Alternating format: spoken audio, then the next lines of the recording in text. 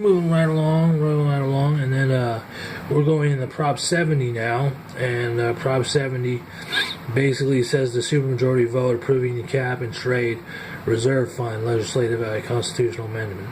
So cap and trade fund, I believe has something to do with, says here, well, I don't know what it has to do with, but let's find out.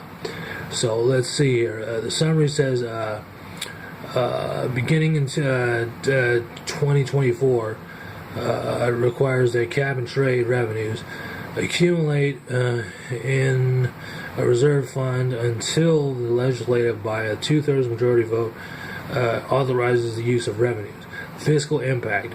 Beginning 2024, potential temporary increase in state sales tax revenue ranging from none to a few $100 million annually positive change how revenue sales from greenhouse gas emissions permits are spent. Okay, so that's greenhouse gases. And this is by 2024, which is 6 years away. Okay, so, considering that, you look at your yes vote, and the yes vote on that is still trying to get an understanding of it. And you look at a yes vote, and you say, well, a yes vote means beginning January 1st, 2024, revenue collected from this sale of state greenhouse gas emissions permits would be deposited into a special fund. These deposits will continue until the effective date of the bill spends money from the fund.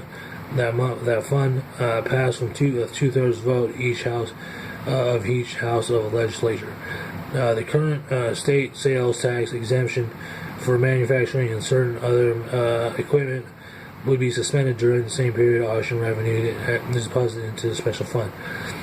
Okay, so that's a yes vote, and it seems that they're taking funds from permits, from greenhouse emission permits, which are greenhouse gases that has something to do with climate change and stuff like that, and whether they're reserving greenhouse gases or protecting the environment, they're taking the funds that are made from it, and they want to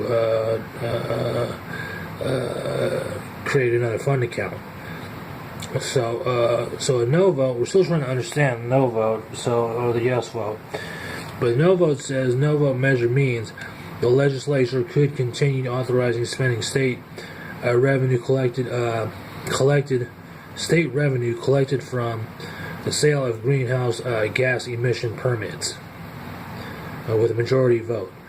Current state sales tax exemptions for manufacturing and certain other equipment will remain in effect until July 1st, 2030.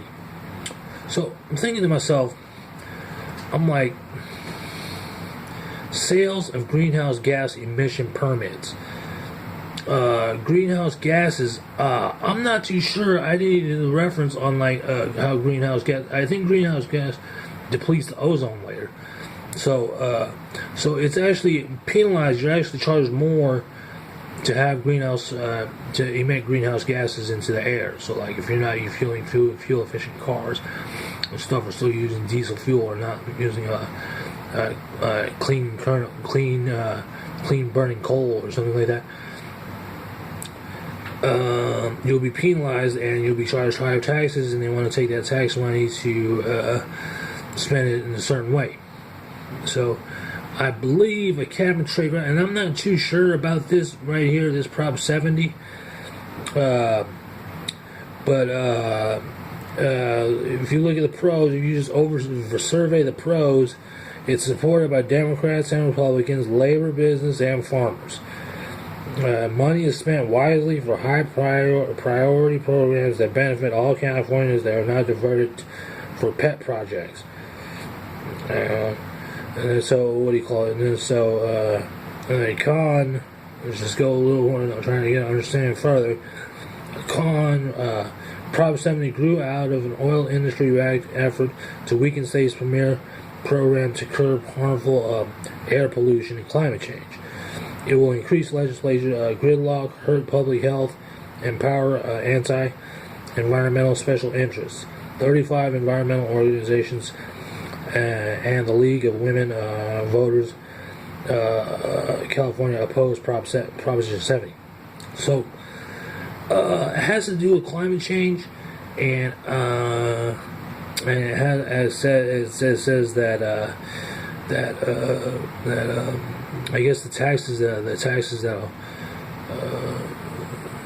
greenhouse funding wants to benefit farmers, or they want it a con is that it's just hurting the environment to have more such greenhouse emissions. So that's how that is. So we'll take a break on that.